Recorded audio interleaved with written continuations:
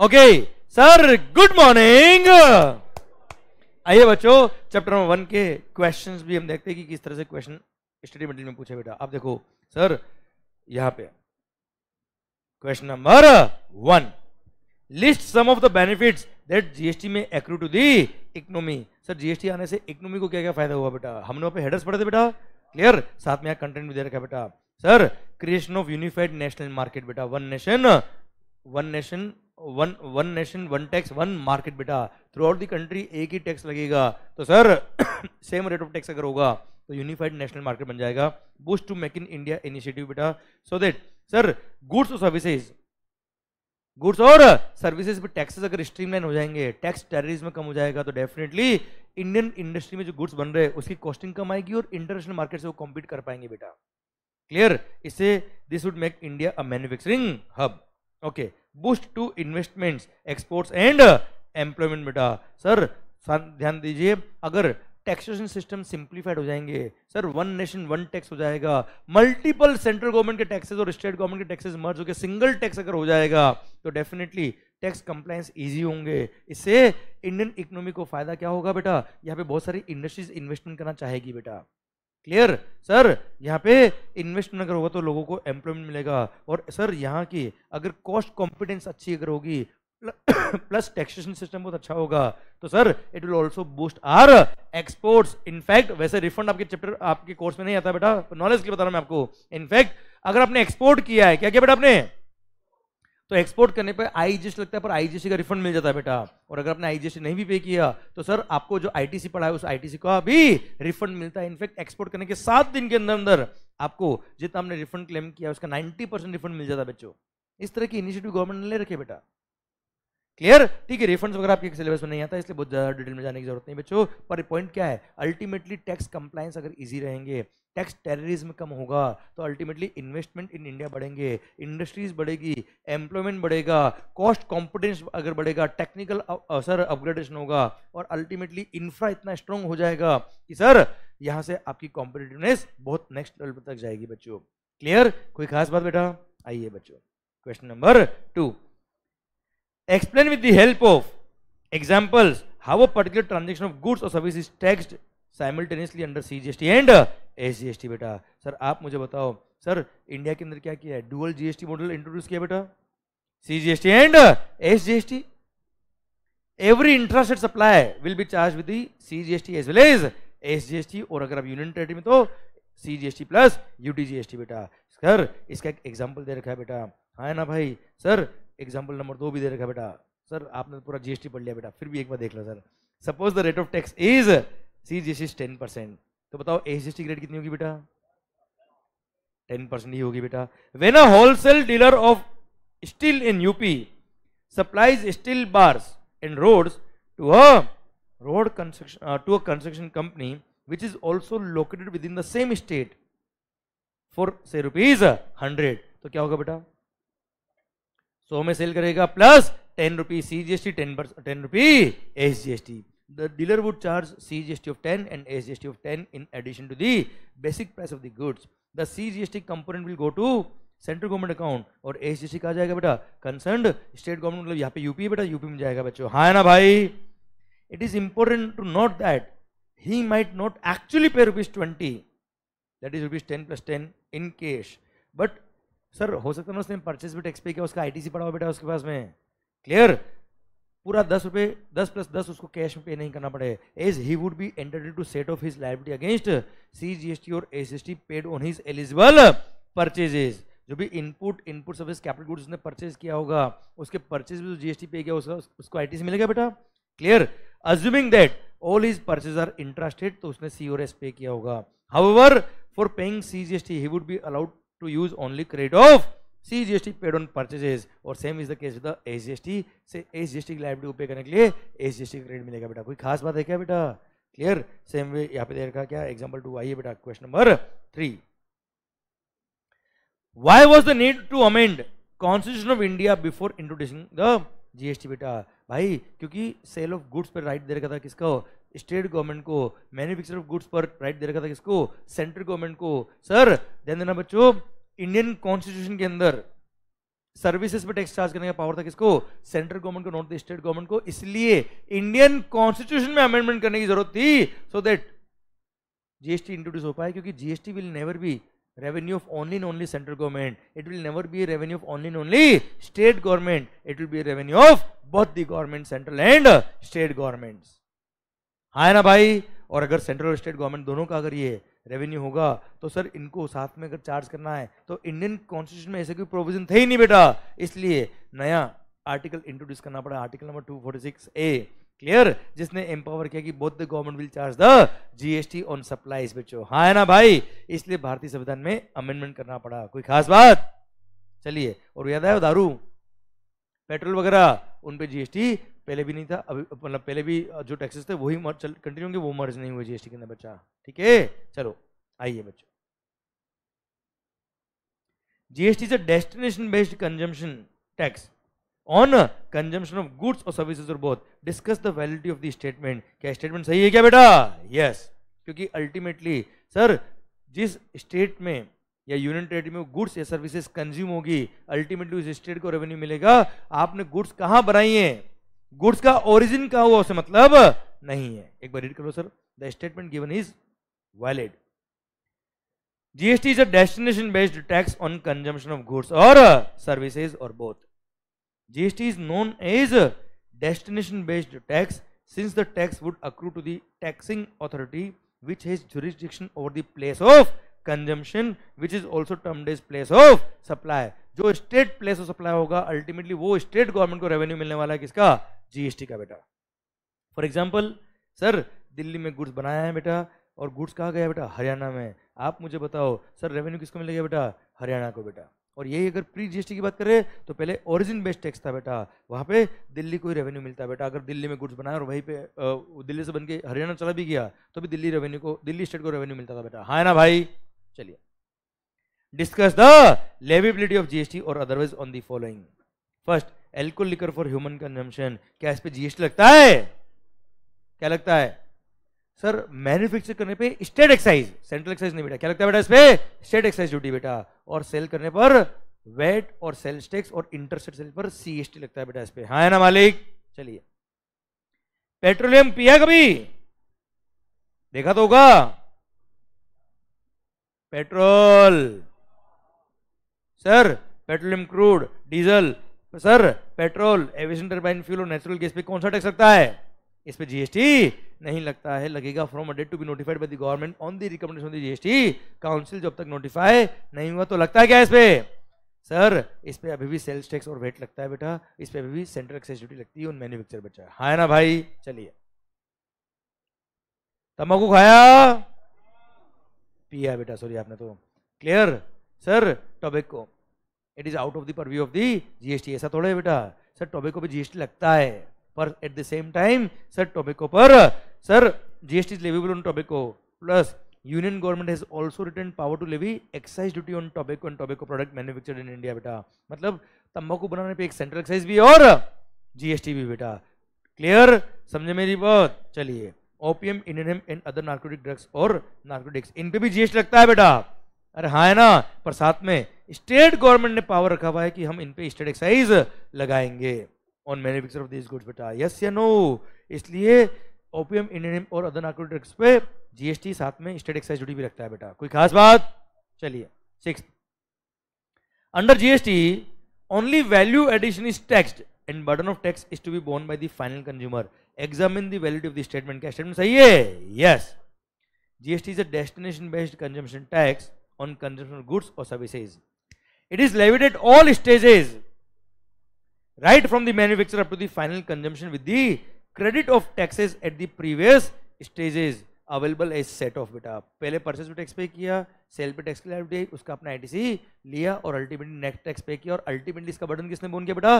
Final consumer में। इसलिए केवल वैल्यू एडिशन पे टैक्स लगता है हर स्टेज पर बेटा and burden of tax is borne by the final consumer बेटा।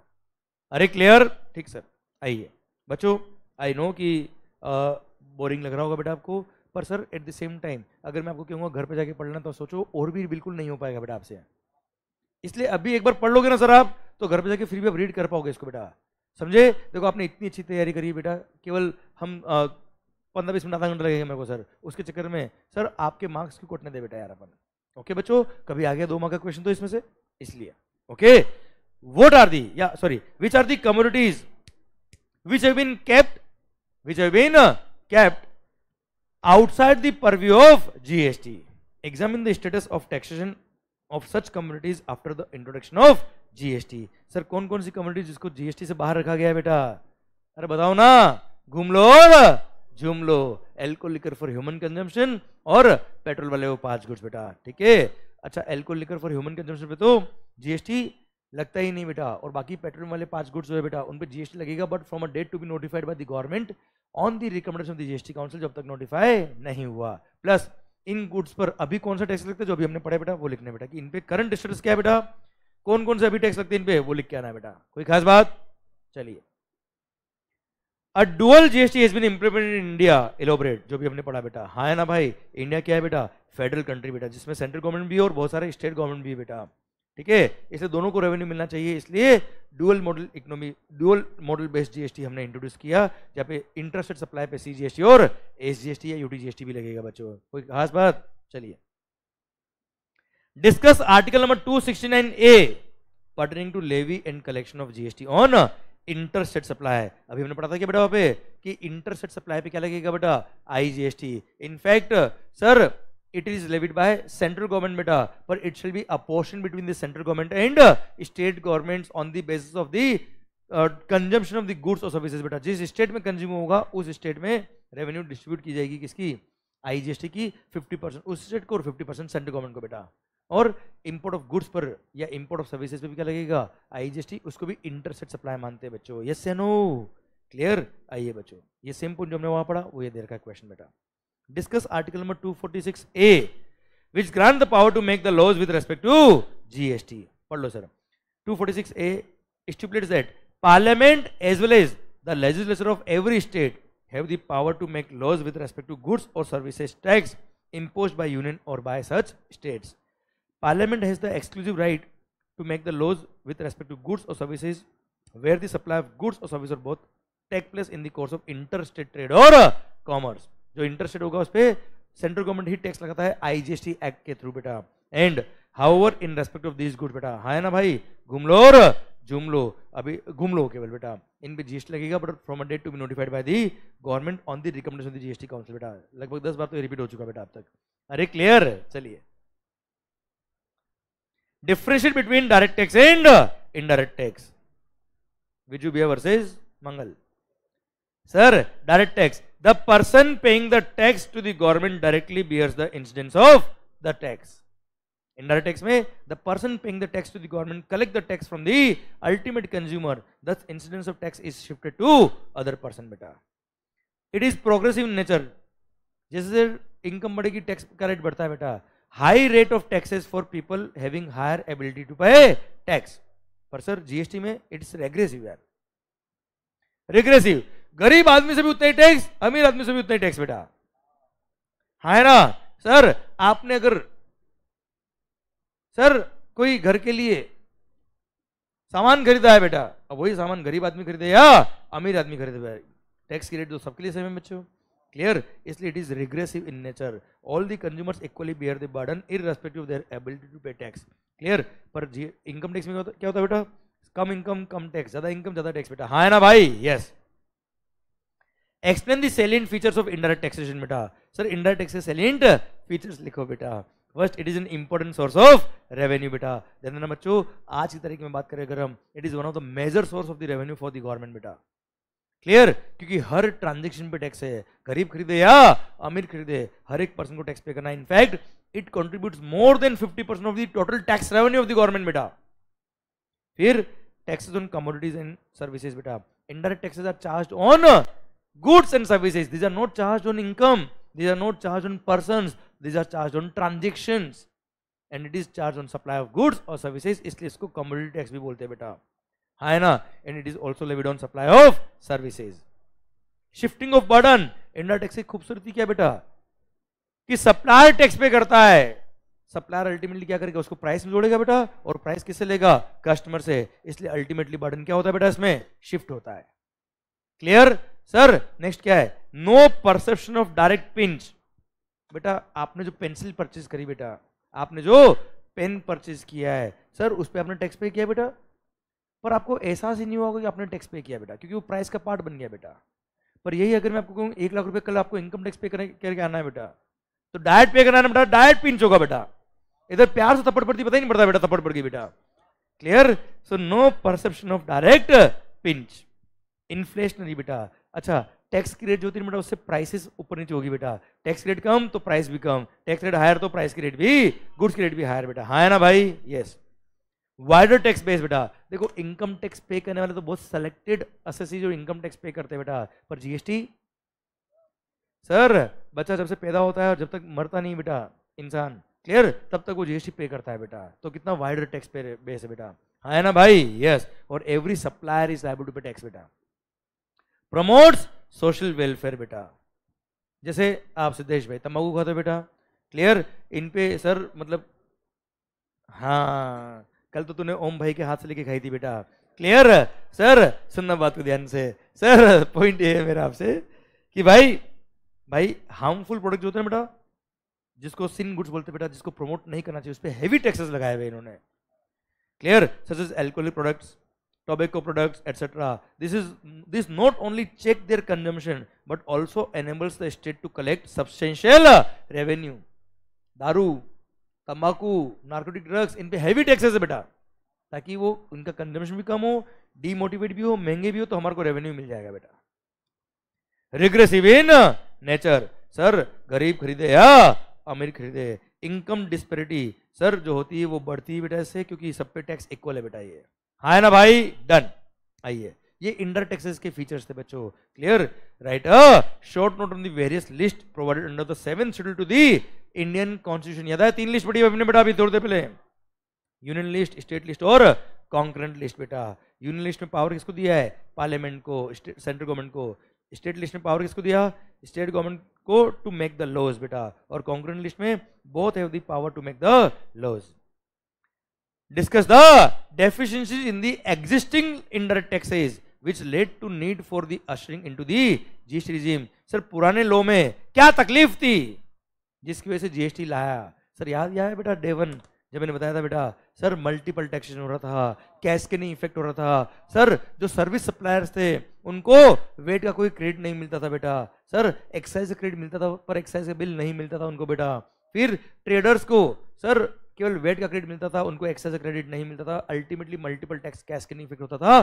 सर हर स्टेट में अलग अलग गुड्स की रेट अलग अलग थी बेटा, जिसकी वजह से टैक्स इक्वलाइज नहीं था throughout the country, there was disparity in the prices. Sir अलग अलग स्टेट में अलग अलग प्राइस हुआ करता था, क्योंकि रेट ऑफ वेट अलग अलग स्टेट में अलग अलग हुआ करता था बेटा, हाँ है ना भाई?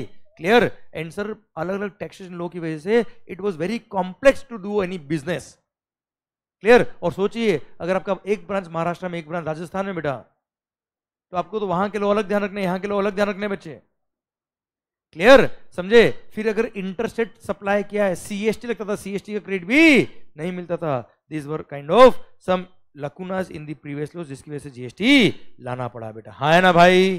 चलिए सर, लिस्ट द सेंट्रल और state levies which have been subsumed in GST बेटा। और याद है सेंट्रल गवर्नमेंट के कौन कौन से टैक्सेस सबस्यूम हुए और स्टेट गवर्नमेंट के कौन कौन से टैक्सेस सबस्यूम हुए? जो लिस्ट हमने पढ़ी वो लिस्ट एचडी लिखी बेटा, कोई खास बात? चलिए sir, discuss the need and functions of the common GST portal बेटा। ओ भाई, since GST is a destination based tax बेटा, सुनो, अल्टीमेटली जीएसटी कॉमन पोर्टल क्या करता है रे? पूरा आईटी इंफ्रास्ट्रक्चर इसने बनाया हुआ है बेटा, पूरा आईटी इंफ्रा जीएसटी का इन्होंने बनाया बेटा, clear. Destination based consumption tax, कौन सा गुड्स कौन से स्टेट में कंज्यूम हो रहा है, प्लेस ऑफ सप्लाई के थ्रू पता पड़ता है, और वो प्लेस ऑफ सप्लाई क्या होगा वो आपको हर बिल में पंच करना पड़ता है ना बेटा यार, जीएसटी पोर्टल पे, तभी तो रेवेन्यू मिल पाएगा उस स्टेट को बेटा, क्लियर। पढ़िए, GST being a destination based tax, the interstate trade of goods और services IGST needed a robust settlement mechanism amongst central government and state government बेटा। मैकेनिज्म इतना स्ट्रॉन्ग होना चाहिए कि रेवेन्यू प्रॉपर स्टेट को पहुंच पाए यार। A common portal was needed which could act as a clearing house। Central government और स्टेट गवर्नमेंट के बीच में एक कॉमन पोर्टल चाहिए था जो सेंट्रल गवर्नमेंट और स्टेट गवर्नमेंट के हिसाब को प्रॉपरली क्लियर कर पाए, क्लियरिंग हाउस की तरह बेटा। And verify the claims and inform the respective government to transfer the fund बेटा। सर जितना क्रेडिट आईजीएसटी का काम आया किसमें, सीजीएसटी में, उतना सेंट्रल गवर्नमेंट को ट्रांसफर हुआ। जितना क्रेडिट आईजीएसटी काम आया किसमें, स्टेट गवर्नमेंट में, याद है बेटा, उतना फंड सेंट्रल गवर्नमेंट किसको ट्रांसफर करेगी, एसजीएसटी, स्टेट गवर्नमेंट को बेटा। याद है बेटा पॉइंट। तो सर ये पोर्टली तो करता सारा हिसाब। This was possible only with the help of strong IT infra. Clear. इसलिए resultantly common GST electronical portal बेटा, that is gst.gov.in, a website managed by GST network. मैंने बताया था आपको जीएसटी नेटवर्क एक कंपनी गवर्नमेंट ने बनाई थी बेटा, a company incorporate under the provisions of section number 8 of the companies act 2013 बेटा। गवर्नमेंट ने क्या किया, एक कंपनी बनाई जीएसटी नेटवर्क नाम की बेटा, जो एक पोर्टल तैयार करेगी जीएसटी नेटवर्क बेटा। क्लियर। जो मैनेज करेगा सारे इन ट्रांजेक्शंस को बेटा। It is set by the government to establish a uniform interface for the tax payer and a common and shared IT infra between centre and state. आज देखो ना आपका रजिस्ट्रेशन अगर सीजीएसटी में कैंसिल मतलब एस में भी कैंसिल हो गया बेटा। समझ में आ रहा है बेटा।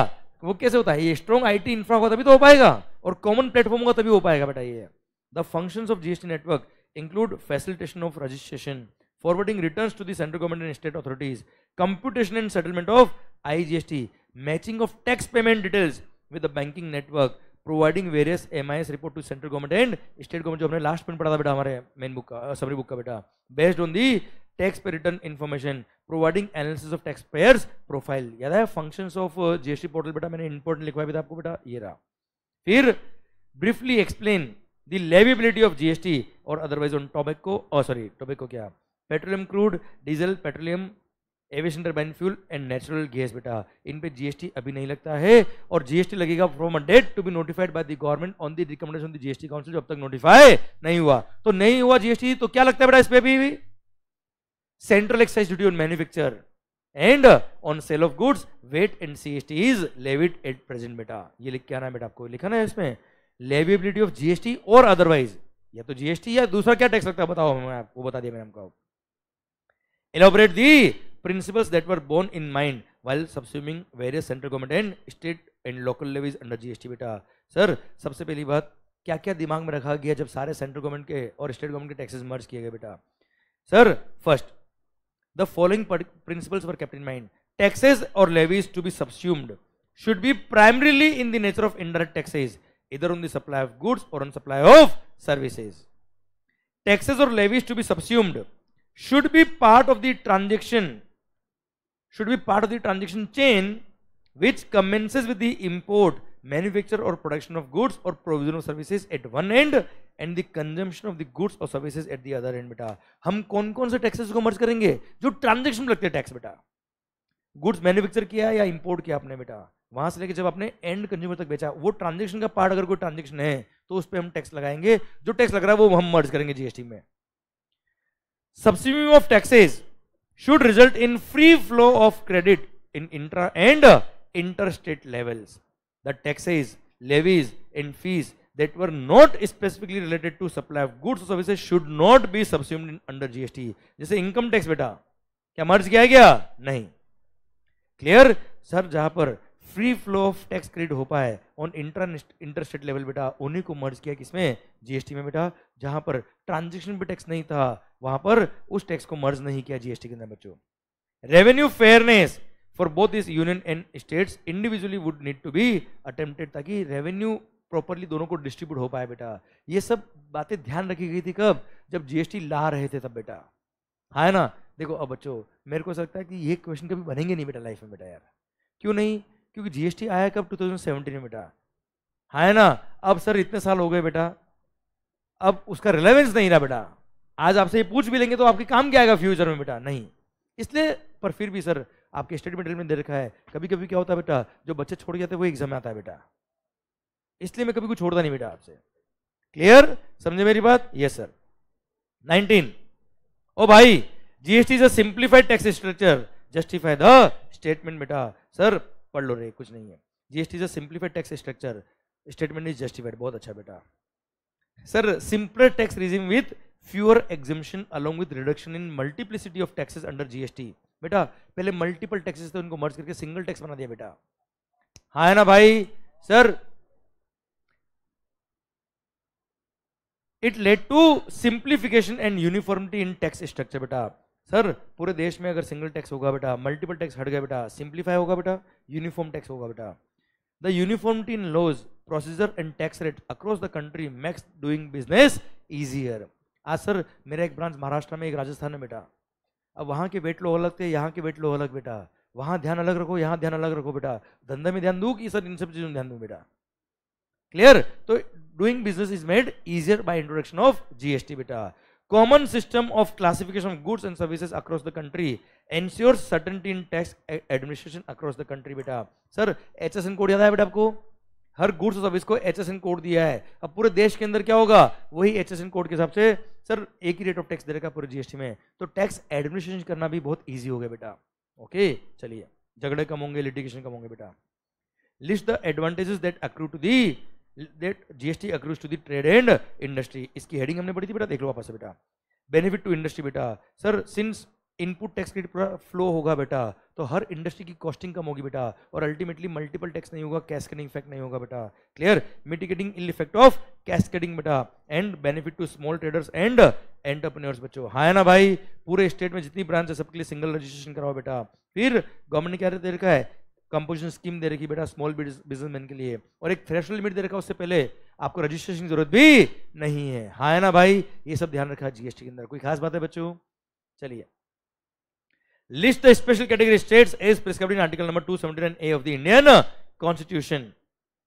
अच्छा, list of special category states, Arunachal Pradesh, Assam, Jammu and Kashmir भी आता है बेटा इसमें, पर जम्मू एंड कश्मीर में सर ध्यान देना नॉर्मल प्रोविजन लगते हैं सारे जीएसटी के बेटा। कंपोजिशन स्कीम में भी 1.5 करोड़ टर्नओवर है बेटा। गुड्स के केस में 40 लाख का बेनिफिट याद है बेटा आपको, सर्विसेज में 20 लाख का बेनिफिट। हाँ है ना भाई? यस। मणिपुर, मेघालय, मिजोरम, नागालैंड, सिक्किम, त्रिपुरा, हिमाचल प्रदेश और Uttarakhand, these are the 11 state जिसको स्पेशल कैटेगरी स्टेट की डेफिनेशन डाला गया है बेटा। पर जीएसटी इंट्रोड्यूस जैसे जैसे होता गया बेटा, वैसे वैसे इनमें से तमन्ना औसम याद है बेटा, उन्हीं में 75 लाख का लिमिट है बेटा। तमन्ना औसम टीपी याद है, जहाँ 40 लाख का बेनिफिट नहीं मिलेगा। तमन्ना याद है जब केवल 10 लाख का बेनिफिट है। हाँ है ना भाई? Yes. Discuss the leviability of GST और अदरवाइज ऑन टोबैको बेटा। और बीड़ी पी होगी ना बेटा आपने, बीड़ी जलैले, ठीक है सर, वो वाला बेटा। हाँ, tobacco is within the purview of GST बेटा। GST is leviable on tobacco. However union government has also retained the power to levy central excise duty on tobacco and tobacco product, इसलिए tobacco पर GST भी लगता है और central excise duty भी लगता है बेटा। इसलिए पता है मैंने एक चार्ट बना के दिया था बेटा आपको, कौन कौन सी गुड्स पे कौन कौन से टैक्सेस है बेटा। अरे हाँ है ना भाई? क्लियर? ये रहा ये वाला चार्ट बेटा। Clear? This is very important. हाँ बेटा, इसके अंदर कौन कौन सी गुड्स पे कौन कौन से टैक्स अभी लग रहे हैं, क्लियर, ये डिफाइन किया हुआ पूरा बेटा। ओके सर, आइए बच्चों, सर एडिशनल क्वेश्चन बेटा, explain the meaning of the term recipient of supply of goods और सर्विसेज अंडर द सीजीएसटी बेटा। डेफिनेशन पूछी बेटा। अच्छा, मई 18 जब पहली बार जीएसटी पूछा था इंडिया के अंदर बेटा एग्जाम में, तब इनके पास क्वेश्चन नहीं हुआ करते थे बेटा, नया नया जीएसटी आया था ना बेटा, इसलिए इन्होंने डेफिनेशन डायरेक्ट पूछ ली बेटा रेसिपिएंट का। तो पढ़ लो sir, recipient of supply of goods और सर्विसेज बोथ मींस जहां पे कंसिडरेशन इन्वॉल्व होता है, तो जो पर्सन कंसिडरेशन पे करने के लिए लायबल है वो कौन है? रेसिपिएंट। जैसे आपका फ्लाइट का टिकट किसने बुक कराया है? आपका फ्लाइट का टिकट आपके एम्प्लॉयर ने बुक कराया, आपकी कंपनी ने बुक कराया, तो रेसिपिएंट कौन कहलाएगा? Company. Where a consideration is payable for the supply of goods or service or both, the person who is liable to pay that consideration is called recipient. Where no consideration is payable for the supply of goods, the person to whom goods are delivered or are made available, or to whom the possession of goods or the use of goods is given or made available, उसको बोलते हैं recipient. And where no consideration is payable for supply of services, the person to whom service is rendered, services जिसको दी है, that is called recipient. Any reference to a person to whom a supply is made shall be considered to have reference to the recipient of supply बेटा। And पूरे act में जहां पे भी recipient word काम आया है बेटा, मतलब to whom supply has been made, उसका मतलब क्या होगा? Recipient. And shall include an agent acting on behalf of the recipient in relation to supply of goods or service or both। अगर प्रिंसिपल ने एजेंट अपॉइंट कर दिया जो उसके बिहाफ पे परचेज कर रहा है बेटा, तो ऐसे केस में उस एजेंट को भी क्या मान लेंगे? रेसिपिएंट मान लेंगे। कोई खास बात बच्चों? क्लियर?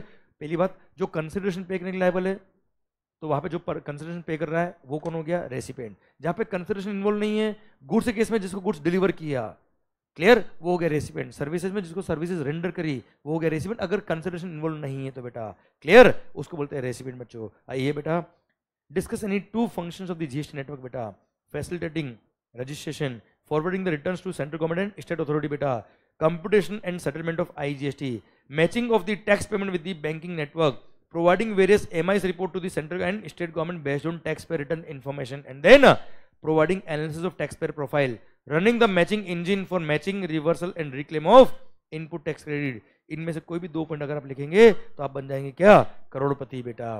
क्लियर, ये basic function of GST network बेटा। क्लियर, आइए मल्टीपल चॉइस क्वेश्चन देखते हैं बेटा। Various taxes have been subsumed in GST to make one nation one tax one market for the consumers. Out of the following, determine which taxes have been subsumed in GST. First, basic custom duty subsume हुआ क्या? Custom duty नहीं।